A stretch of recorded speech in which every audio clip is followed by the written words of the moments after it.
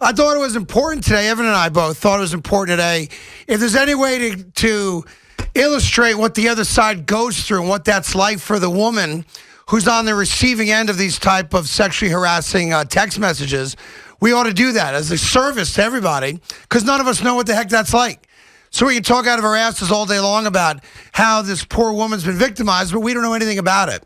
Well, Jen Sturger does know all about it because she lived it. As you may remember back in 2008 with the whole Brett Favre, same kind of scenario, the text messaging, the junk shots, all that stuff. Now, happy to say that Jen is doing great. She now goes by Jen Decker, and she married my main man, Cody Decker, who comes on our show. But for those of you that may remember at home, Jen Sturger was her name when all this went down, and she's kind enough to join us here this afternoon. Jen, it's Craig and Evan. How are you? Great, man. Hopefully I'm not walking into a landmine like I did last time. No. Listen, 10 years ago, she was brave enough to come on with Boom and I, and it was very emotional, and she got through it. And I thought, provided a great service to a lot of people, a lot of women who were new to sports or news broadcasting who didn't think there was an outlet to share their story. So let me start kind of backwards with you, Jen. Sure. A lot of people think, no big deal. So what? This gal from Korea, you got a photo from a guy of his penis. Let it go, move on. Explain to people why it's not easy to do that. Well, I think one of the things that you have to look at in this type of scenario is the power dynamic. In this case, she's just trying to do her job. And unfortunately, the person that she needs the information from is the person that's doing this stuff to her. And that's one of those things that I feel like people don't want to talk about because so many people were lauding Jared Porter when he got this job. And they were saying how good he was going to be for the culture and how he was going to change things and how he was going to turn things around for the Mets. And now it's like we're back to square one because this whole thing felt... Anyone that has spoken to Cody over the past couple of days, in the last 24 hours, I should say, has been just dumbfounded. Sure. About how because this is not the guy that they know. And that's something that I think even Cody has had trouble coming to grips when it's like, yeah, the guy is the guy that's willing to help out all of these players and, work with people. And, he genuinely cares about player development. But just because he's nice to you doesn't mean he's not some person's nightmare. And that's what he was for this woman. Yeah, it seemed like guys like Cody who knew Jared well, I can't say no because clearly no one does. I even asked Sandy Alderson when they first hired him, everyone thought this was like the steal of the century from an executive standpoint. Greatest guy in the world. Everyone that ever worked with him said, go get this guy. He's the guy. But, of course, we found out that in his private life, he wasn't the guy. And I'm sure Cody and the people that thought they knew Jared Porter are very disappointed that they didn't. I think it comes down to they feel betrayed because it's like on one hand, it's like you feel sorry for the victim, but you're torn because this doesn't mesh up with what you know of that person. You know what I mean? And so those feelings are totally normal. And that's something that I've really had to walk him through. But it's like, I feel like I've got an interesting perspective on this because when all of this happened to me, Me Too wasn't a thing, Right. I was hashtag Me Too soon, as I like to say. The way women were treated in sports and the way women even treated each other in sports was very dog eat dog. It was, divide and conquer. It just wasn't a friendly place for us. And if you wanted to get work, you had to fall in line. What do you define that? Define that for us. What do you mean by you had to fall in line? You had to deal with different behaviors that in any other workplace would get you written up by HR or possibly fired. You know what I mean? There's just things that are ingrained in sports culture in general that you don't have to deal with in regular workplaces. But it's stuff that you have to deal with, that boys club mentality, the dick jokes. Am I allowed to say that? You got it. Anyway, you're all good. You're all good. Beat me if you need to. The jokes about male genitalia, the comments about your breasts, the comments about your body, constant sexual advances, like those are all things that women have had to deal with for forever in sports, and everyone is too afraid to talk about it. And it's one of those things that I have, for better or for worse, kind of been the first person through the wall, not even by my own doing. I mean, we talked about this at length, where it was I shared information that I shouldn't have shared with someone that I was working for at the time. That was AJ Delaria, who I've since actually sat down with and spoken to since he's been through his own stuff with the Hulk Hogan trial. Right. And I think it was a real eye-opening experience because he was able to give me flip sides of the coin that I hadn't even seen, and he gave me information about how the NFL investigation was carried on that I wasn't even privy to, from his perspective and how they approached him for information. And I think the way the NFL and in general the way sports have changed the way that they treat these type of scenarios is different now. And I'm so happy for that development and that evolution. But at the same time, what about people like me? Well, in 2008, when you first got a message you don't want to get and a picture you don't want to get, was there ever a thought of, what should I do? Like, what was your first reaction on what you should do about it, and what was going through your mind on how to handle that? Because like Craig mentioned, that's not even something I could comprehend. I wouldn't even know. So what was going through your mind? No, when it first happened to me, first of all, I threw my phone across the room because it was just an absolute, it was kind of one of those things where it just, you look down at your phone and you're multitasking. By the way, guys, we are never prepared to ever receive that pic. That's what I said. Nobody wants to get that. Like, you don't know what we're doing. Like, we could be driving, we could be multitasking, we could be at work. Like, we are never prepared to have that come across our screen. So, like, just don't, first of all. But a lot of people don't realize, because the narrative, I never had control of my narrative and what was happening and what had happened. And it was just like the public got it in bits and pieces. And now that I've been able to talk about it a little bit more freely, I feel like I'm able to express what really happened, you know, and explain to people the chain of events that happened. So when I got that picture, the first thing I did was try to validate who the person was saying that they were. And I talked to industry insiders and people who are well respected in sports and in journalism. And I said, what would you do? Like, if I was your daughter, what would you tell me to do?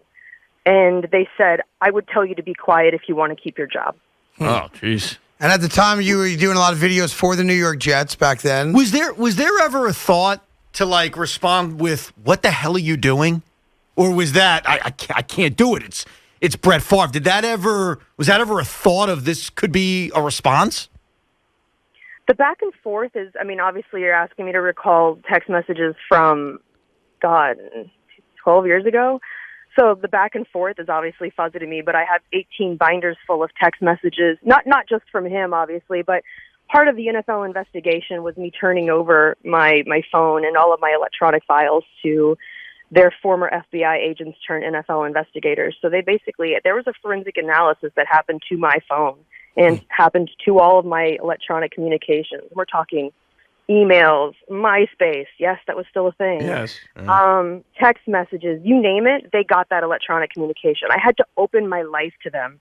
And that was something that was incredibly hard and painful for me to do, given that time of my life and the mental state that I was in, having to relive those text messages. I was going through a terrible breakup. I was being sexually harassed at the only job I had at the time because, as you remember, the markets were crashing and .com had kind of just taken a nosedive. And it was the only job I had, and I was doing anything I could to stay there, and even if that meant putting up with stuff that I obviously wanted nothing to do with. I had a great security guard when I was there. I stayed with him the majority of the time, but I know people at the Jets knew what was going on, and they did nothing to protect me. Talking to Jen Sturgeon, now Jen Decker, who has lived the life of this reporter that was on the receiving end of the text messages from Jared Porter. The story even goes, Jen, as I know well, you even got a new cell phone number, and the text messages kept coming anyway, right? Yeah. Well, when you change your phone number, don't you have to let your employer know what your phone number is? Damn it. Yeah, I guess you do. To be reached. There's one part of what you said that strikes me, and that is, the Me Too movement, which I hate the fact that we needed a movement to recognize that women are being mistreated in a lot of different workplaces, especially in the entertainment business, apparently, that you were Me Too soon. That's what it took. It took everyone's voices coming together because everyone saw what happened to me and they were too scared. Well, that's what I want to get to. That's the thing that's what bothers me. And what bothers me is you're a young woman trying to make it with a legitimate professional career, had shown legitimate on-screen talent to do, be a sports broadcaster, et cetera. So my question is, when all this stuff went down with you, how did the other female professional broadcasters or journalists react? Were they supportive? Did they turn their heads or their backs on you? And how did you feel you got treated by your brethren, the other women who had made it to become professional broadcasters? Honestly, most of them most of them just kind of treated me like a steak that they threw to the dogs. That's the truth. That's the brutally honest truth. And that was the hard part, was like not feeling like I had a support system when it came to other women. It really was, it was hard because it was so easy to say, look at her, she deserves what happened to her. And, back then I probably wouldn't have blamed them. I went through an entire, identity crisis after that. I took out my implants. I completely dumbed down the way I look because I truly wanted people to see that I could do the work and that I could be something on my own merit. And, the fact that I had, gone to college and I'd gotten a degree and I was smarter than a set of implants. And it was really hard just watching other women that I respected, attack me and say, we don't believe you. We don't, you had to have been doing something. You had to have asked for it. And occasionally, I'll run into these people either online or I'll see them, out and about at different events. And it's like, I asked one of them today, I said, just curious, why did 25-year-old me not deserve the same respect that Jared Porter's victim got? What made me not a good victim, good enough victim for you that I deserved the same kind of respect? How'd the person respond? Oh, they were ashamed. They were mortified. They were like, and it's in print too. People don't realize this. All those hot takes and all of the terrible things people wrote about me, they're still on the internet. Right. Despite everything that's happened, my search history is abysmal. And that stuff follows me into every job interview, into every meeting I have. It's like this elephant in the room that I have to address. And it's funny because, you and I were speaking candidly yesterday in text, and you're like, I don't know if I touch this. I don't know if I talk about this, Jen. And I said, I have to talk about this because if I don't reclaim my story, someone else will tell it for me in a way that isn't factual. No, I think you're people taking my story from me. Just for background, what Jen's alluding to, and Jen and I have become friendly, and I'm friendly now with her husband, Cody. When Jen and I talked about the possibility for coming on, as a friend, I said to her, I said to you yesterday, just so the audience knows what you're alluding to there, I don't think you have to be the torch carrier on this. I think it's okay for you to move on, and it's not your burden to carry this for the rest of your life. You shouldn't have to. Now, that being said, I think you're extraordinarily brave, and I'm proud of you that you want to be that person. But it was important that I say to you, you don't have to be anymore. It's not your responsibility. But your perspective is so raw and fresh and unique. And as a guy, Evan and I sitting here, we have no idea what it's like. Now, listen, I've never sent a picture of my junk to someone either, so I don't know what that's like. But I couldn't possibly appreciate what it's like to be on that side, and then essentially, no fault of your own. It was like Brett Favre sends you a picture of his junk and it ruined your career. Like, What did you do wrong? And that's always stuck with me over the years, thinking about you and your plight. I remember years ago, I was pitched on doing a TV show that I think you did, right? Called Daily Line on the Versus Network, right? Yes, and it's so funny because when they were looking for people, though, that was actually after, but you had gotten a television offer after I had my second appearance on your show, after the Favre situation had come out.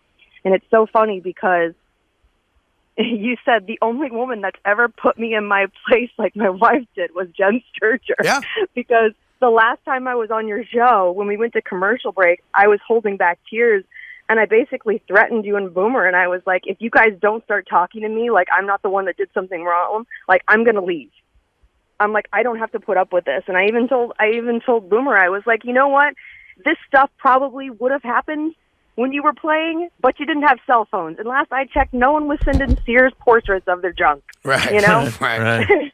And I was like, how would you feel? And I hate that I have to use this example all the time with men to, like, nail this point home. How would you feel if it was your daughter, your sister, your mother, your girlfriend, your wife? How would you feel? And it shouldn't take me having to put that perspective on you for you to just have basic human empathy that this is not okay. It's like we said earlier, just for people to get it. If you go back 30 years when there's no cell phones, what Brett did to you, what Jared Porter did to this reporter from Korea, was essentially walk into a room and pull his pants down and make you look at his junk. I mean, that's the best way to equate it. And none of us would tolerate that. No. That wouldn't be accepted by anyone. But that's essentially what took place, because you get a text message, you open it, bang, it's right there in your face. So, pre-technology, that's what that's like. So the one thing that no one ever really understood, Carton, is that I've never met Brett Favre. I've never met him in person. I have never walked up to him, shaken hands with him, and been introduced to him. We literally passed each other in the halls at work. That's why I didn't even know who I was interacting with. I still don't know to this day, because he didn't cooperate with the investigation and I did. Right. He was fined $50,000 for that. The burden of proof, he got fined 4.5 minutes of playing time. The burden of proof somehow lied with me. Crazy. Talking to Jen Sturger. It's disgusting to think about. It really is disgusting to think about. Let me ask you this. Like, nothing came of that. There isn't even a scarlet letter on him. We've talked today, Jen, about what happens to Jared Porter. Like, does he get a second opportunity? There's not even, like, a mention of what Brett did to you, and that pisses me off just thinking about it again. I think sports have a very short-term memory when it comes to this stuff, unless you're me. I can vouch that it's not a short-term memory at all. Like I said, this follows me around all the time now, thanks to the internet. But I don't think people realize how quick the turnaround time is when it comes to sports news. Like, no one was happier about the Cam Newton laptop story, which I'm sure you even forgot was even a thing, than I was. Because I was just like, oh, thank God they aren't talking about me. Right, got the story away. I was so tired of seeing my face on the front page of the New York Post every couple of weeks. I was so upset seeing my name go across the scroll bar on ESPN when I was just trying to watch a game. Like, that is how much my day-to-day life was interrupted. I had paparazzi following me around when I would try to go to my studio to shoot my show before they ended up canceling it. And I really, to this day, that sits terribly with me, because I feel like I cost me not being able to speak out. I feel like I cost all those people their jobs. Just out of curiosity, Jen, if you were in a room with Brett Favre, what would you say to him? I don't even know. Honestly, that is my worst nightmare. It is. Yeah. I respect that. Talking to it's Jen. My worst nightmare, Talking to Jen Decker, formerly Jen Sturger. Cody, who's the bomb. Love Cody, as everybody knows. Jen and Cody had a show called Swing and Misses, MRS, because they're married. Entercom, our parent company, employed them, and they had this really cool show on Twitch as well. And it won't be long until they're both back in front of the camera again, doing what they both love to do, and that's talk sports, have a good time, and try to entertain an audience. Do you try to be total idiots and like make idiots out of ourselves? Well, listen, it pays well when you get the gig. Trust me. That's my whole life. So before we let you go, Jen, you don't want that to be your legacy, of course, but you also do want to own your story. And in doing that, I know that you've spoken to journalism classes. I know you spoke to young women, college age, high school age that want to get into journalism. Is that as empowering for you as you think it is for them? Is that like cathartic for you to be able to tell your story to women like that? Yeah, I've had the opportunity to go back to the University of Florida and Florida State and speak to sports media classes.